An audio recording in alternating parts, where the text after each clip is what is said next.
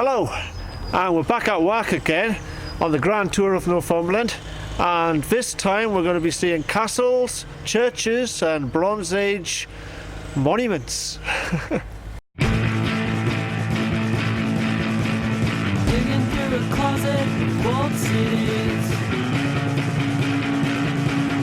past lives in boxes. Music absorbed till it seeped from my skin. Can't stand to hear it. Means more to me than photographs.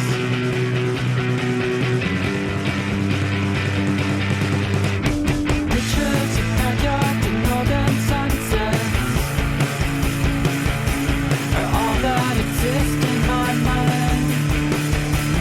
Freshly cut lawns and daytime sprinklers, spider webs on a gray wooden fence. I remember the comedian.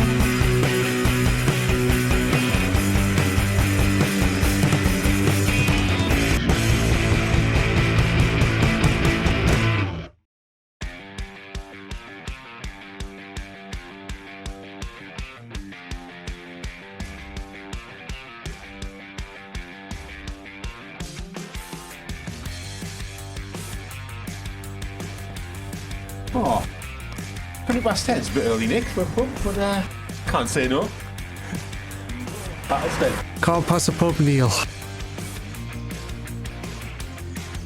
Says he's going for a wee, and then 10 minutes later, with beer on his breath, he emerges. Well, hang on. I'd just like to say that if nobody knows Battlestead's or Wark very much, it's a great hotel, great pub. So I highly recommend it. There you go, folks. Another pub recommendation by Neil. Highly recommended. The Battlesteads at Wark. That's Neil Advisor, 5 stars out of 5 stars for that one.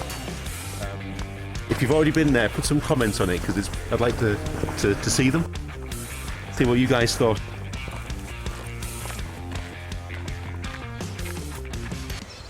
Wark gets its name from the old Viking word for earthworks, referring to the site of an old Anglo-Saxon moot hall that once lay south of the village on a site called Moat Hill. This here is Moat Hill. The site was later used for a Motte and Bailey castle, possibly constructed as the seat of Prince Henry of Scotland, who was created Earl of Northumberland in 1139. Tynedale was part of Scotland for most of the 13th century. After the 1296 Anglo-Scottish Wars, King Alexander II of Scotland renounced his claim to the counties of Northumberland and Cumberland, and in return Henry II of England granted him the honour of Tynedale. Both the North and South Tynes west of Hexham, including Ulster in Cumbria. This became the Liberty of Tynedale, of which Wark was the capital. Could be seen as a power sharing exercise. The land and laws remained English, but were managed by the Kings of Scotland, although to all intent and purposes the land was considered part of Scotland. Somewhere along here is supposed to be an old well.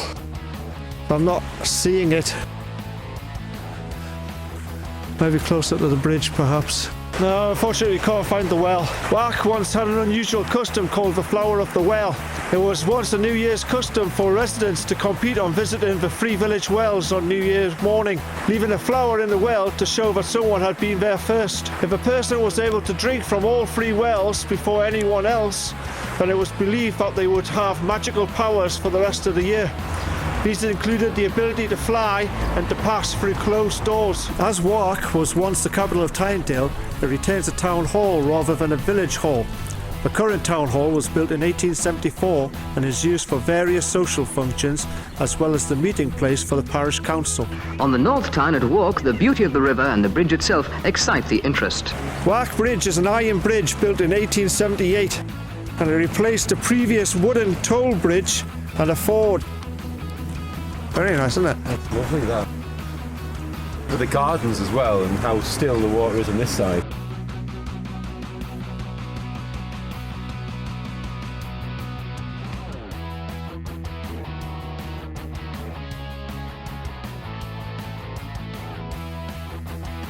This section of the Wark is largely country lanes. so you can probably get away with trainers or walking shoes. I don't think you need boots for this one. I think there's only about 2 fields, so if it's wet you might need boots, but mostly I don't think you do. All right.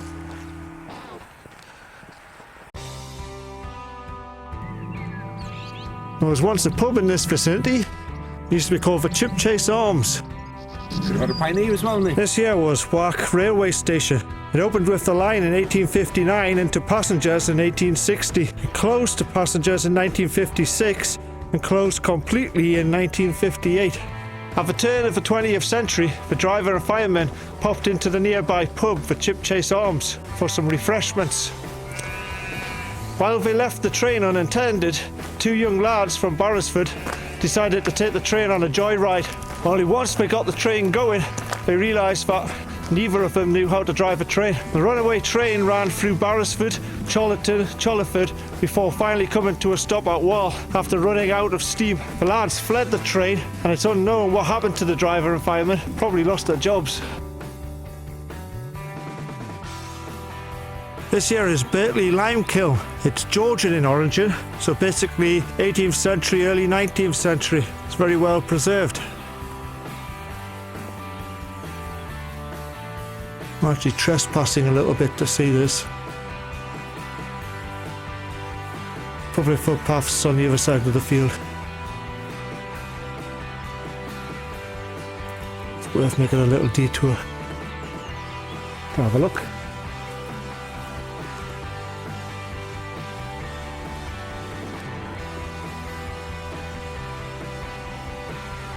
Very nice. Well, we better get back on the path because the shepherd's here. He'll be telling us off soon. It's getting a bit warm with the woolly hat, so I've switched my cap. Just in case you're wondering about the continuity errors.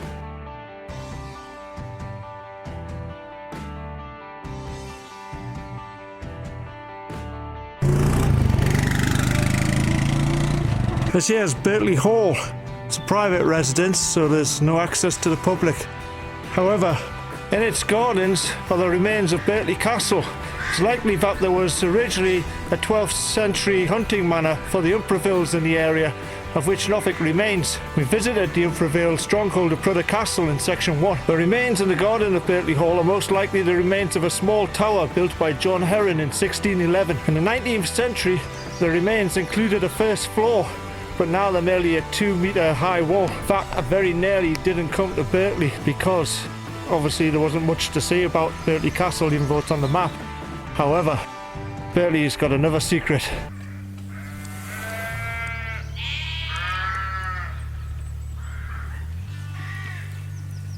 Behind me is St Giles Church in Berkeley. Originally there was a wooden Saxon church here before 700 AD. The current church dates from around 1100 and was built by the Umbravilles of Peru. By 1610 the church was in ruins after repeated attacks during the years of Anglo-Scottish war and border raids. In 1883 restoration of the church resumed and uncovered a number of Anglo-Saxon grave slabs that were incorporated into the walls of the porch. These here are the Anglo-Saxon grave slabs. You can see the markings of swords on them.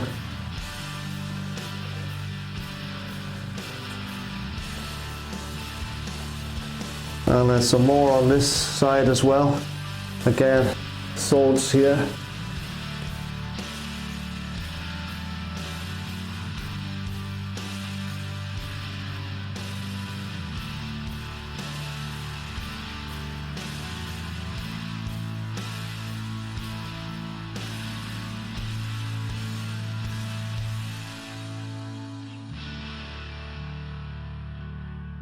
Also uncovered was a stone bearing an Iona cross and the date 700, plus the inscription of ORPE, believed to mean Orate Pro Edmundo, or Pray for Edmund. Okay, now I think that Berkeley was pretty cool having those Anglo-Saxon grave slabs and that cross from 700 AD. I mean, I didn't even think there was going to be anything here. I thought there was just going to be a 2-metre wall. And I was thinking, it's not point in coming all the way up to Berkeley just to see a 2-metre wall. And then I discovered about the church and I thought, wow. And It's a bit one-sided. Well, the story goes, yes, brilliant. But in the car on the way here, Nick was saying, I did some research and I saw the church and I just thought OMFG. And after seeing it, I thought, well, OMFG, that's a big phrase, isn't it? But maybe it's OMG, not OMFG. I'm going to save my OMFG for like something spectacularly mega. That's all I was saying.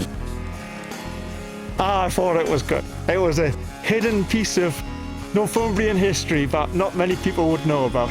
Was it OMG or OMFG though? That's it was that's still the debate. good. It's awesome. We've got some really, really cool places coming up in this walk. Some really secret places. There was one place that took me and my daughter 4 times to find it. We had to climb down a quarry wall in order to get there.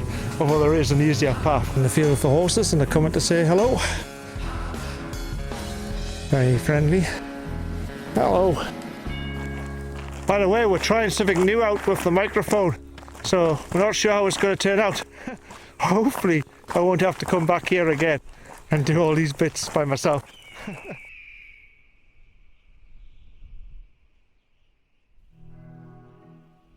Hi, this is Chipchase Castle Wall Garden Nursery. It's not a garden centre as such, it's a plantsman's nursery. So if you would like to come in and have a look round, you can see all the glorious plants and everything you buy here grows really well in Northumberland. Okay, let's have a look. Originally this would have all been part of the castle grounds. And along this wall here, there used to be an enormous hothouse. All right. So there's a room where that chimney is down there used to be a big copper boiler in there, so it'd heat water, and pipes would run along here to keep these walls warm so they could grow exotic fruits many years ago, sort of 1800s. But obviously that over time sort of fell and collapsed. So there's some really good history with that. There are some photographs that were on here, but they're not here any longer. They must have had about 20, 30 gardeners in total to look after. This will have been the main sort of production garden. Yeah. And then there's the more formal gardens with the lake to the castle. Okay. But it's been in sort of commercial use, I think, for the last 10 years. Okay. And so people can come in and they can buy the plants. You can actually see them growing, because some people buy a small plant and they haven't any idea as to how big it gets. And when you sort of say, well, look, it looks like that, they have some idea how it'll spread and how it grows. Very good. But it's lovely. It's like a lovely oasis of warmth and tranquility. So that was the nursery at Chipchase Castle. Absolutely brilliant place. Definitely recommend coming here. There's a fountain of knowledge there. Really, really good. Run by a fantastic woman as well. Really helpful, really nice. Although she was the main person that runs it is away today, but if anything like the lady that we've met there, she must be brilliant. She was really nice. And we picked up these ice creams on the way. Heather honey ice cream. So we're going to enjoy this. While a mile from Wark stands Chipchase Castle, one of the most famous of the feudal castles, which stands on the banks of the North Tyne. Behind me is Chipchase Castle.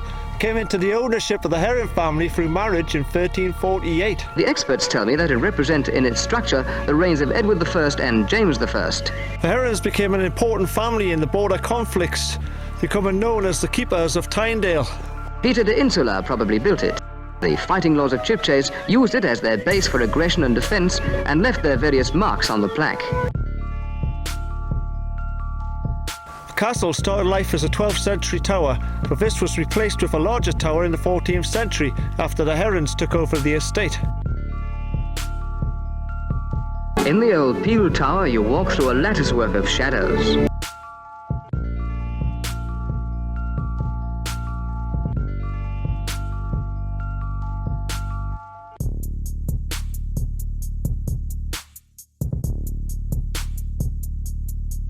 And there is the well which supplied the water in the old days. A useful thing to have under cover when you're under fire.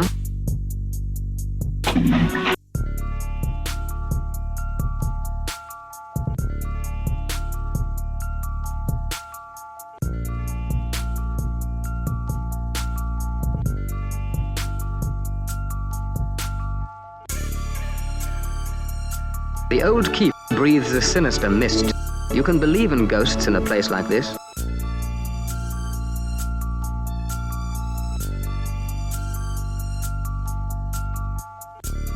And it used to have one, they say.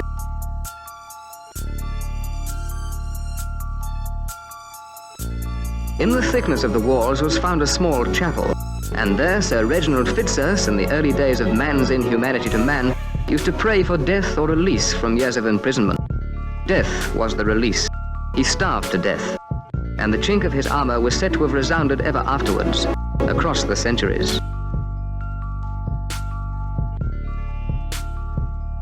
By 1541, a house was added adjacent to the tower, but this was demolished in 1621 by Cuthbert Heron.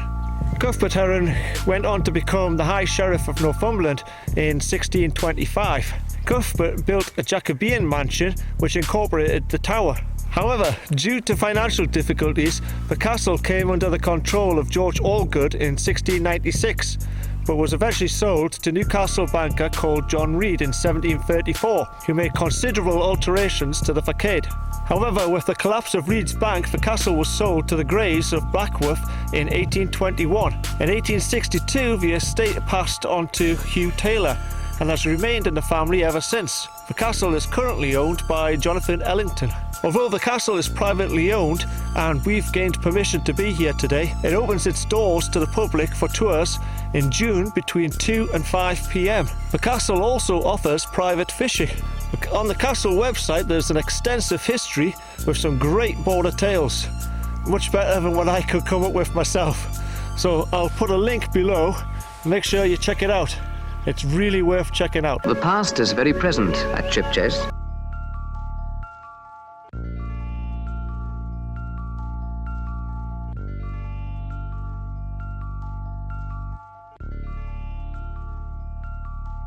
This is the chapel associated with Chipchase Castle.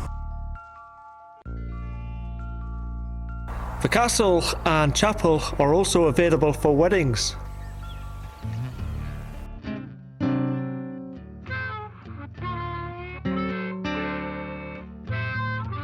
This here is Chipchase Mill. There's been a mill in this vicinity since at least the 13th century. The current mill, although partially demolished, was an old corn mill dating from at least the 18th century.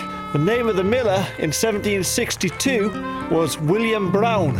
Willie Brown, Crossroads, sold his soul to learn the blues. You looking for me, Willie Brown? Been a long time, hasn't it, Willie? This here is the River North Tyne. Has private fishing belonging to Chipchase Castle. There's more details on their website, link below.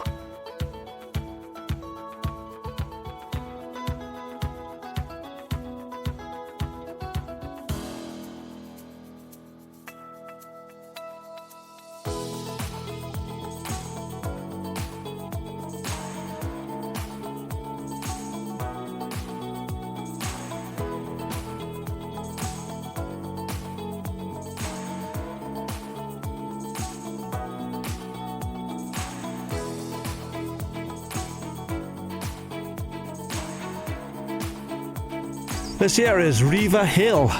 Reaver Hill is the location where they found the Reaver Hill dagger, a copper tin alloy dagger dating from around 2000 BC.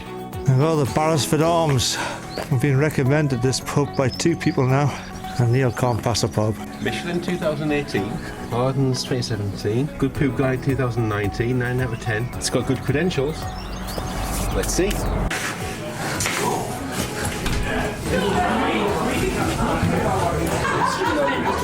That was the Barrasford Arms. Very, very busy pub. Good beer. Sadly, we've arrived too late for the food. Missed last orders for food.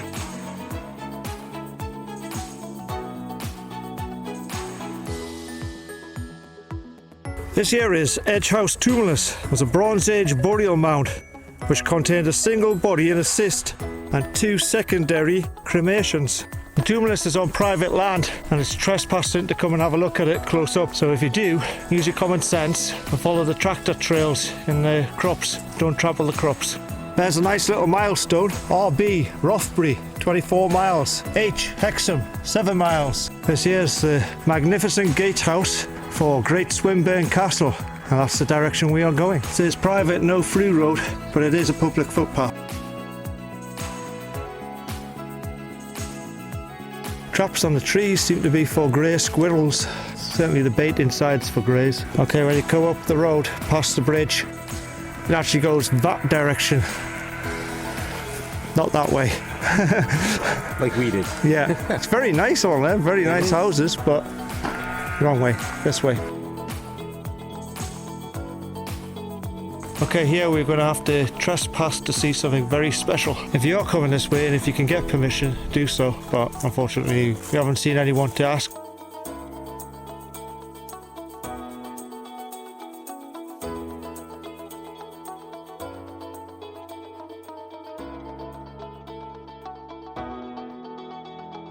This here is Northumberland's largest standing stone.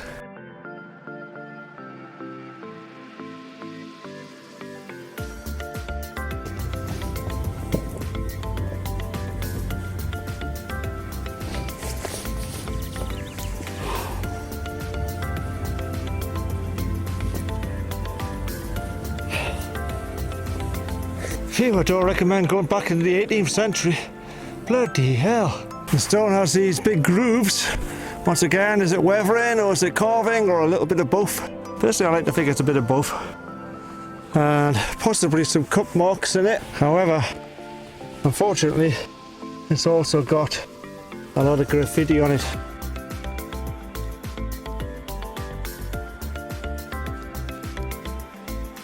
Yeah, and here again. That's not very cool at all. Most likely Victorian graffiti, actually. The stone is late Neolithic or Bronze Age. Nobody really knows why the stone is here, but there are a lot of Bronze Age burial grounds nearby. There are a lot of tumuli, and there's also a Bronze Age settlement quite close to where we've parked the car.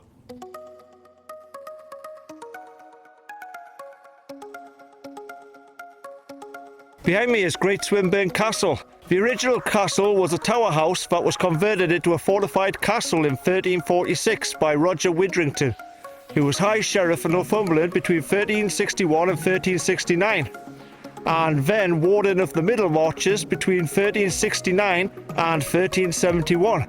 By 1541, the castle had fallen into decay, but it was still standing, and in 1596, Robert Kerr broke into the castle to rescue James Young. The castle was replaced with a hall in 1600, which also fell into disrepair, and was confiscated from the royalist William Widrington in 1652. It eventually found its way into the Riddle family in 1678, and was demolished in 1728 by William Riddle. A mansion was built by Thomas Riddle about 1760, but was demolished in 1960, and the current house was built in 1998. Castle actually forms part of the Jacobite series that I was started, but I never got around to finishing. Thomas Riddle married the sister of Ralph Widrington, and at the age of 20, together with John Talbot and John Shafto, they joined the Jacobite uprising in 1715. After being defeated in 1716, they spent several years in exile until eventually pardoned. The estates were not confiscated because they belonged at the time to Edward Riddle, Thomas's father, who was too old at the time to play any role in the uprising. However, Edward Shafto, a Protestant seeking to make a profit, made claims of money owed to him by various rebels. In 1720, Shafto claimed that the Riddle estate owed £4,000 to the confiscated Derwentwater estate. As Lord Derwentwater was the main ringleader of the Jacobite uprising, the claim probably ended up contributing to the pardon of Thomas Riddle. After all, if you are indebted to the ringleader, then there's more chance that you were coerced into the uprising. However, in 1722, both Edward Riddle and Lady Mary Radcliffe, who was Lady Derwentwater and beneficiary of the debt, died and the mortgage lapsed. If you remembered, we talked about the Radcliffes in section 2. And we mentioned it quite a few times in the outtakes.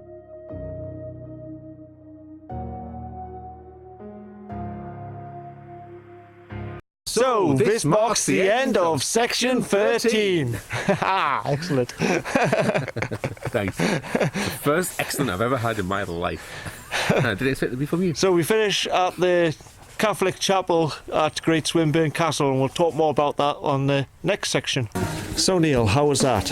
Yeah, it was good. I enjoyed it today. I really enjoyed Chip Chase Castle. Did I get that right? Yeah, Chip Chase Castle.